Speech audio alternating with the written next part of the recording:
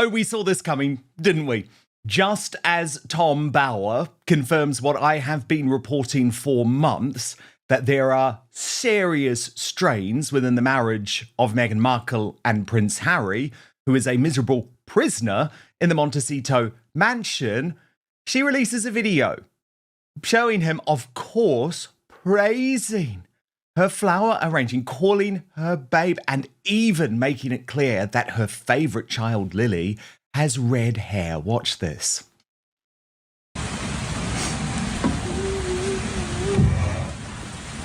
It's beautiful. Thanks. So pretty and big. So that's what Harry's life is now. A performing monkey who is there to back up his wife's failing business, which, remember, Netflix wants nothing to do with it. I mean, the chickens are cute. And of course, obligatory Lily moment comes there. Then we saw that Meghan is getting going with a new book. A new book. Look at this. They Blossom Because of You by Jessica Eldridge. Very surprised, by the way, that she's selling bookmarks, given the state of that tome. And of course, this comes as the Tom Bower revelations continue to drop. And as Meghan Markle's Australian embarrassment just gets worse. Now, she is now asking what else could come out and is horrified and losing sleep as this dastardly money-making trip down under is rocked by a new email leak revealing top-secret information about her upcoming appearance at a Sydney retreat. And this whole thing is mired in total controversy because, you know, Jackie O, the very famous Australian DJ, is having nothing to do with it. It's all been left to her business partner, Gemma, the co-host of the podcast. And it now turns out that her business has just gone bust, owing 788,000 Australian dollars. So this isn't about the community that they keep on talking about. This is about the money. So I need you to do something for me right now. It is free. It is easy. It is simple. Just hit that subscribe button on YouTube. That's because over 50% of you watching this video haven't done that yet. And it is the best way to support Outspoken. New revelations from Tom Bower's book that I want to share with you.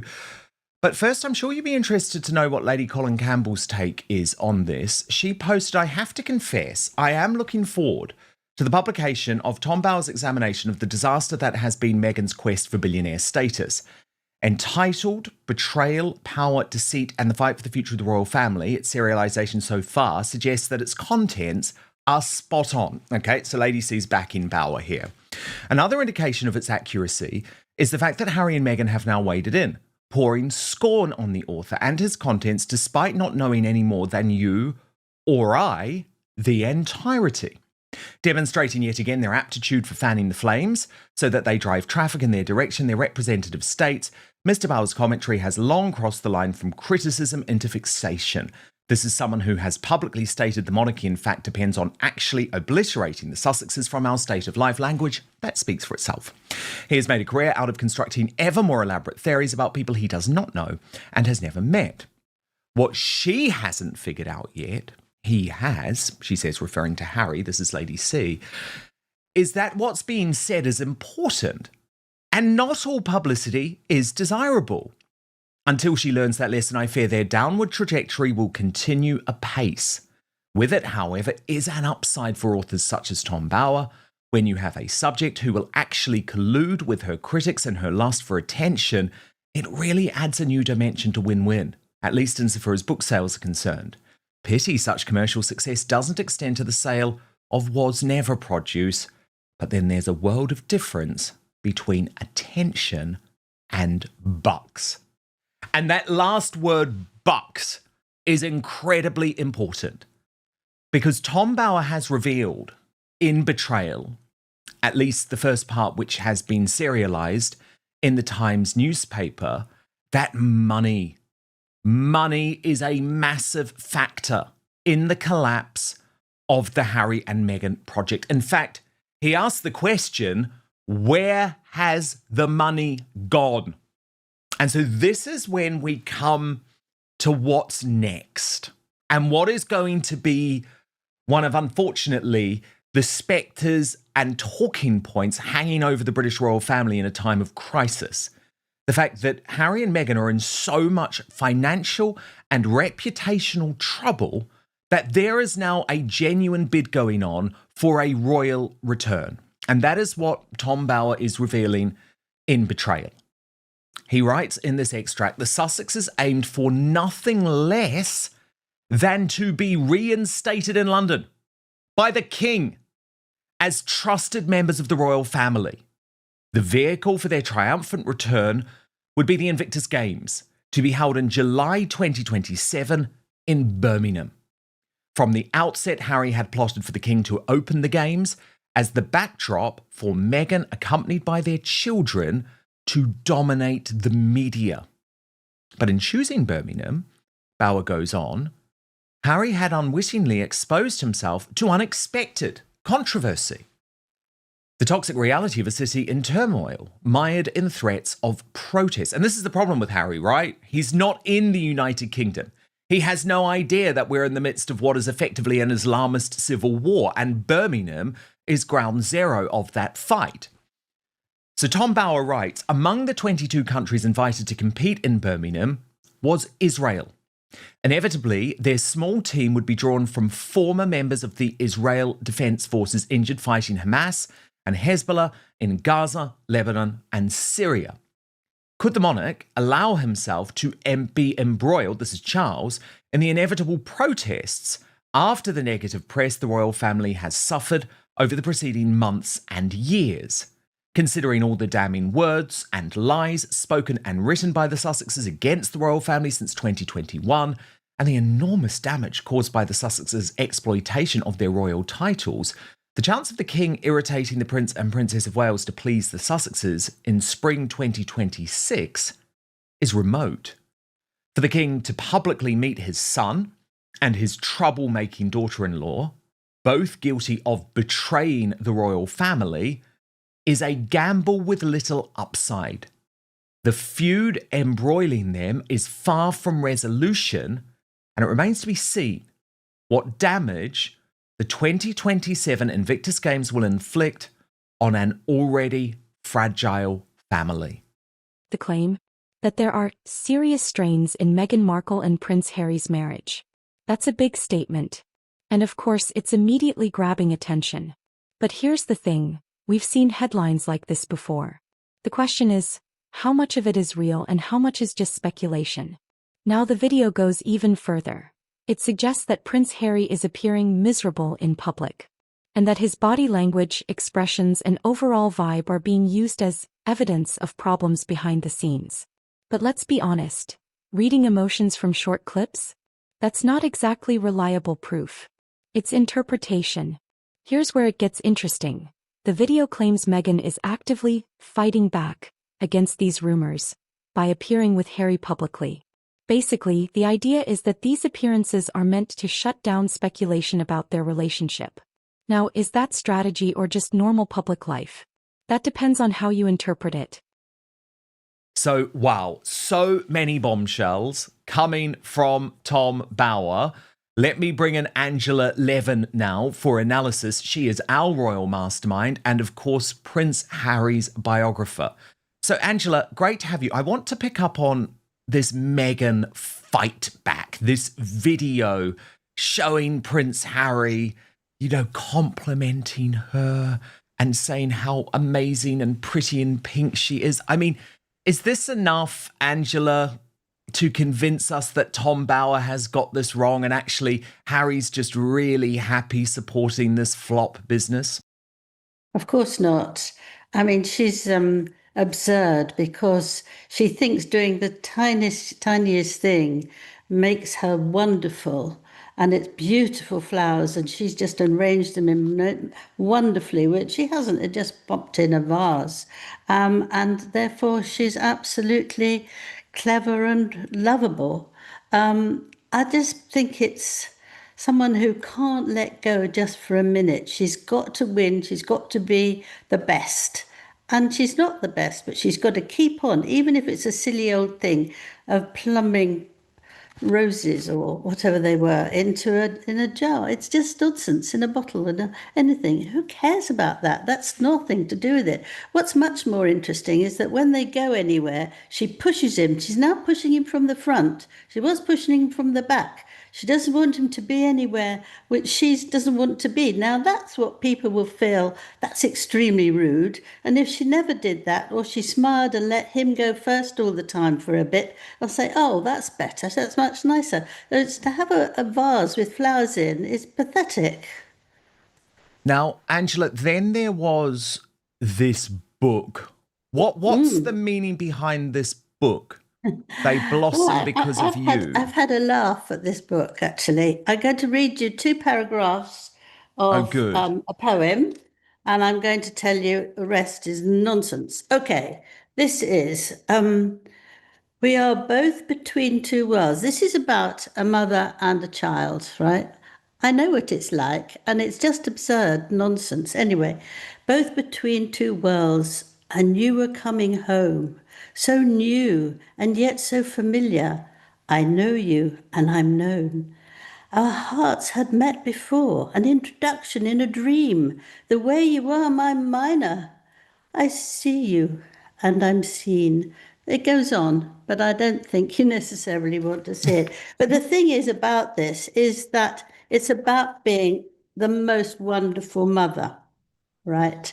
Now, I don't think anyone can say that about who's still hiding what a child looks like, that she's being a wonderful mother. She goes away a tremendous amount, so she's not there for her being a wonderful mother. But this is a mum friend, she said, gave it to her, and she just thinks it's absolutely wonderful. She's not like that, though, is she? I mean, I don't want to take away totally what she's like, but that's not really way to work with a child. I mean, I've had 3 children, and I'm just normal with them. I don't have to do a whole sort of performance again. Everything's got to be a performance, and so that's what she's done, and it's just pathetic. It's very greasy, and you want to go, oh, yuck.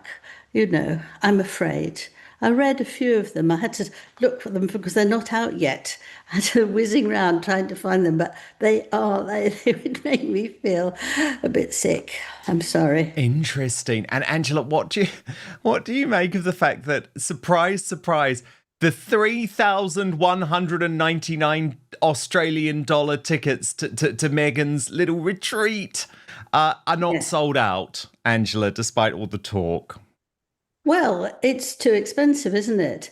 But the key to that, why people don't want to go, is the fact that she wants to talk to them about her life and talk to them about all the things she's done with Netflix. And I would run. I wouldn't be there. That's not actually talking about something that everyone can join in. It's not actually saying, what life is about. It's just about her. She's done that for all these podcasts, and that's why it didn't work with anybody she was with, because she would ask them to come, and then she would talk nonstop about herself because she thinks that we all just want to know about her, and that's the main thing. And it isn't at all. And this, I bet you, she will take copies of what these poems have said and pretend that they're her own or just slightly alter them. It's a wonderful thing for her to do because she can pretend she's making another book, because the one she did for children was absurd, about 2 The lines Bench, on a yeah, page and another nonsense. one of her total flops. But it definitely seems like she's trying to push, Angela. I'm picking up this idea that she's trying to push the parenting thing, something that doesn't come naturally to her.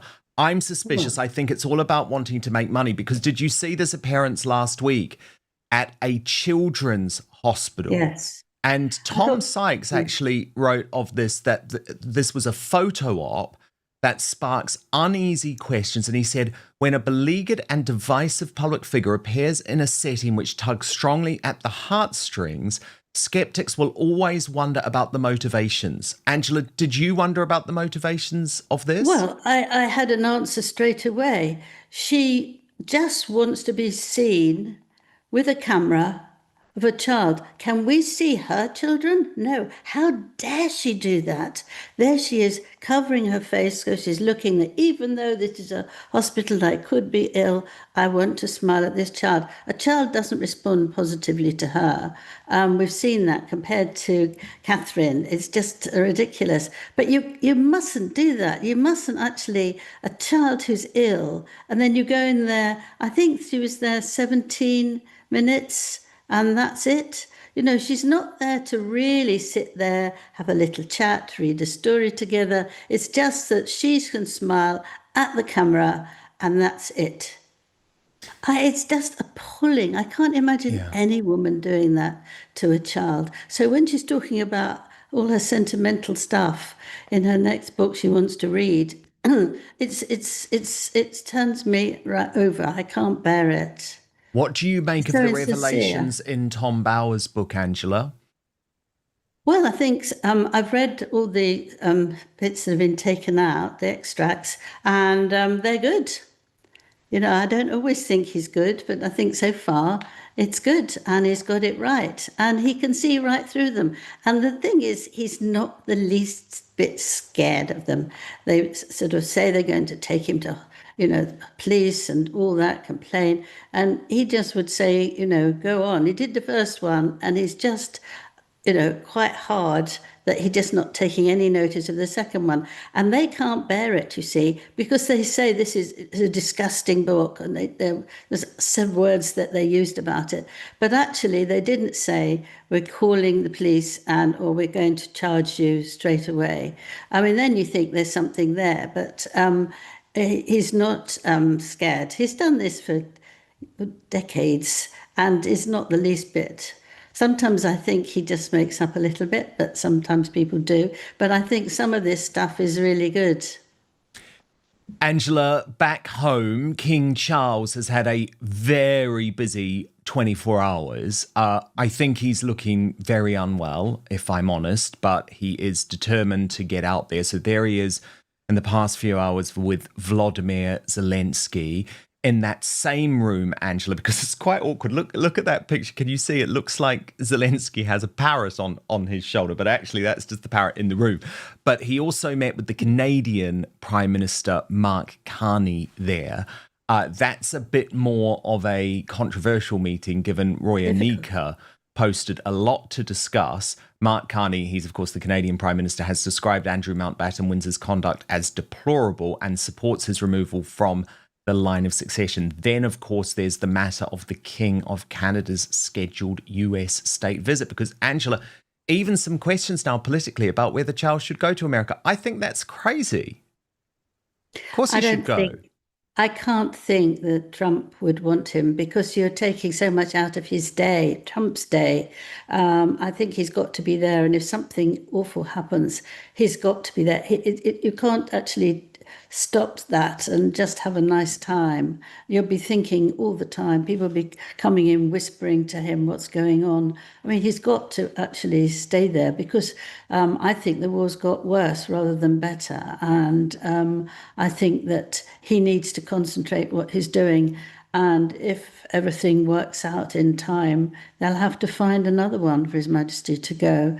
And I think when you say about Charles not looking very well, I think anyone would feel so ill if they've got all this around them. It's very, very difficult. So it could be just disappointment and things like that, rather than actually the cancer. We don't know, of course, but what's going on for lots of people at the moment, and royals included, is just very, very difficult.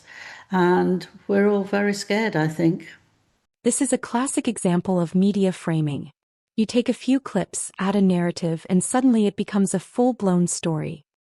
He looks unhappy. She's responding to rumors.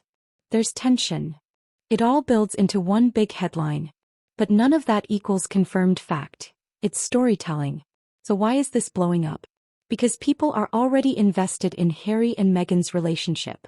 Any hint of trouble, any rumor, it spreads instantly.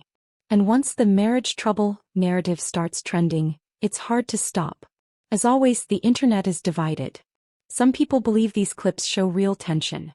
Others say this is just another exaggerated media story. And without real confirmation, both sides are just interpreting what they see. At the end of the day, this entire story is built on speculation, not verified facts. It's based on body language, public appearances, and assumptions. And while it makes for a dramatic headline, it doesn't prove anything about what's actually happening behind closed doors.